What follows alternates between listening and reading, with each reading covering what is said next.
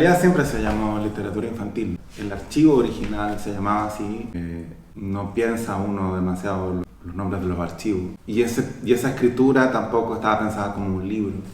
Se fue acumulando y finalmente creo que el tema se ramificó también. Pero siempre su origen está en esa evocación de la infancia o la reformulación de la infancia desde la paternidad biológica, ¿no? Claro, hay alguna referencia, ¿no? O sea, a mí siempre me emociona mucho, no es frecuente, pero cuando, por ejemplo, alguien dice mi padrastro fue mi verdadero padre, ¿no? Entonces, de algún modo, un propósito sería aspirar a que un hijo sintiera eso, más allá del vínculo biológico, ¿no? Y también creo que ahí hay muchísimas precisiones que hacer, pero básicamente, si sacamos de en medio la paternidad, incluso la padrastría, o sea, me gustaría también la posibilidad de verlo desde la crianza en general. Incluso he tenido conversaciones con hermanos mayores, esos hermanos que tienen un hermanito 12 años menor, ¿no? 14, incluso 15 años menor, y que sí tuvieron un vínculo con sus hermanos relacionado con los cuidados. Y el momento en que los niños aprenden a hablar, ese proceso que va desde el balbuceo hasta la frase. Siento que ese es un momento que para un adulto o para alguien que tiene una conciencia del lenguaje ya adulta es remecedor y es brillante, nutritivo. Bueno, en realidad también este libro está incrustado en los otros dos anteriores. En rigor, cuando nació mi hijo, escribí quizá el primer tercio de este libro. Interrumpí lo que estaba escribiendo entonces, que era poeta chileno, para escribir ese primer tercio y también para escribir algunos textos de tema libre. En particular, algunos que se refieren explícitamente al nacimiento de Silvestre, pero también otros que parecieran no estar tan vinculados, pero sí lo están, como los ensayos finales, que son mis favoritos, los que se llaman Traducir a alguien, 1 y 2. No tenía ninguna necesidad de escribirlo, nadie me lo estaba pidiendo. Apareció una reflexión sobre la traducción que tenía que ver con los balbuceos de una guagua, de un bebé. Y claro, esos ensayos en esa clave, por supuesto, aparece esa trama y al final se revela. Pero también, de hecho, hay un pequeñísimo fragmento que se repite entre ese ensayo y el texto inicial de literatura infantil. Entonces, más allá de cuán cerca esté de mis libros anteriores, también está ahí entre medio, en su origen, se juntan esos tres libros.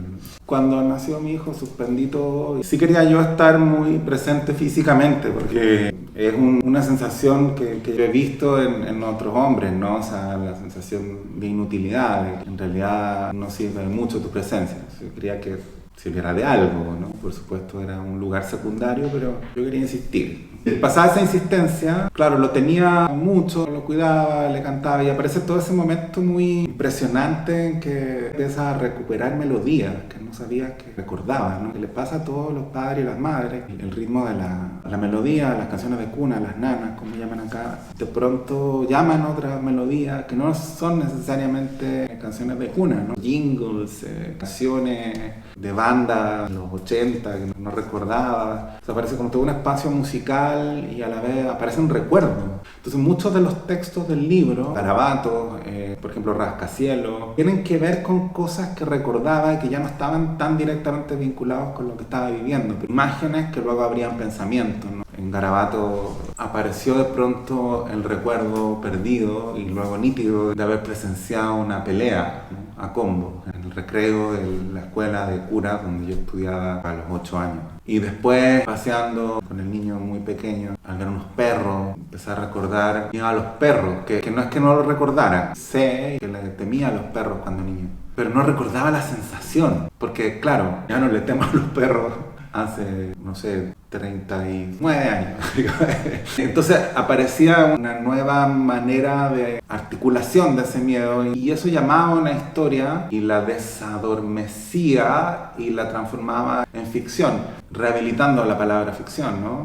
Claro, y también implícitamente hay contradicciones, ¿no? Se dice que el padre es una especie de contramodelo y yo siento que para quienes construimos desde la desconfianza en la autoridad, un contramodelo es también un modelo demasiado claro. Entonces tampoco sirve mucho el contramodelo si no lo cuestionas, ¿no? Voy a hacer con mi hijo exactamente lo contrario de lo que hizo mi padre.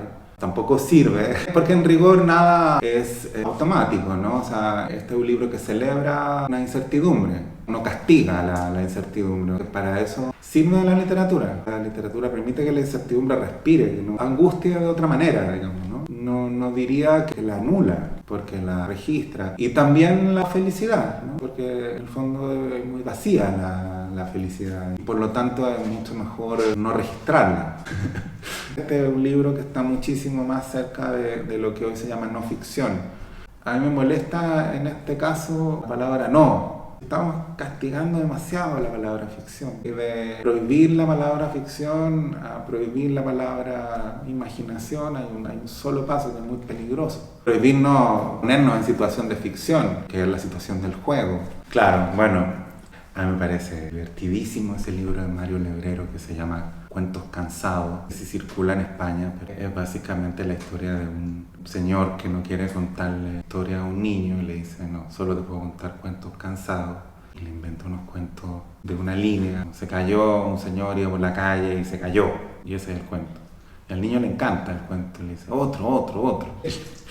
Y yo creo que ese es un cuento que está más dirigido a papá y mamá, a consolar a papá y a mamá que a niños, pero yo se lo leo a mi hijo y a él le encanta también y se identifica muchísimo con el niño. A mí lo que me interesa más es la particularidad de los relatos. De eso me enamoré, de la contingencia de una historia, ¿no? O sea, mi mito, mi horizonte siempre fue la poesía.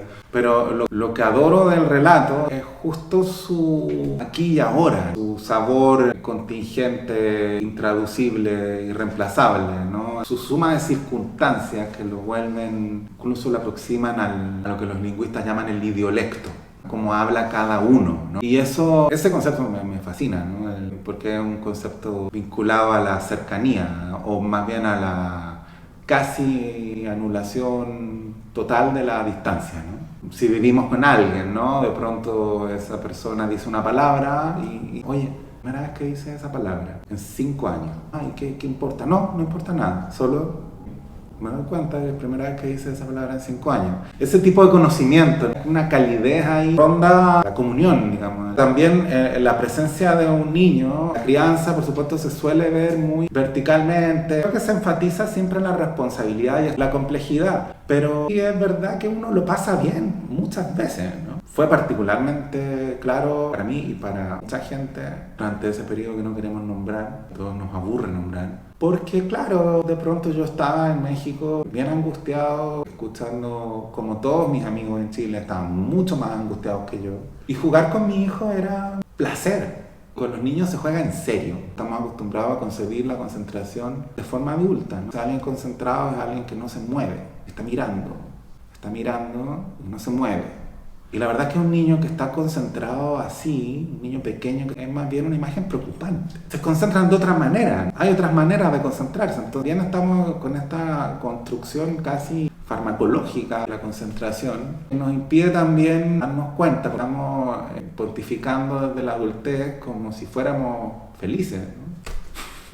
Sí, siento que también mezclan estos desplazamientos en el interior de una misma lengua, ¿no? Porque las palabras se empiezan a soltar. Si te mueves a través de Latinoamérica y vienes para acá, lo que sucede con las palabras es lo mismo que si te mueves a través de las lenguas romances, van soltando sus cimientos, ¿no? Se desplazan. Una palabra que pasó de largo hasta el año 1880, se detuvo en otro país 100 años antes y otra llegó hasta nosotros. Y también están estas teorías fascinantes, zonas de innovación. A mí me gusta mucho la lingüística. Por ejemplo, al sur de Chile perviven palabras españolas que ya no existen en España, digamos. Cada variante del español es lengua en sí misma, en cierto modo, y recibe el influjo de las lenguas que arrasó. Hay algo ahí que se está transformando y que yo bailo en ese piso. Siento que más bien lo que sucede en la lengua sucede por efectos de haber presenciado la adquisición del habla de mi hijo, ¿no? Me mezcla lo que sucede en la casa con estos desplazamientos. Como todas las historias que se han contado, la historia de la humanidad está basada en hechos reales, ¿no?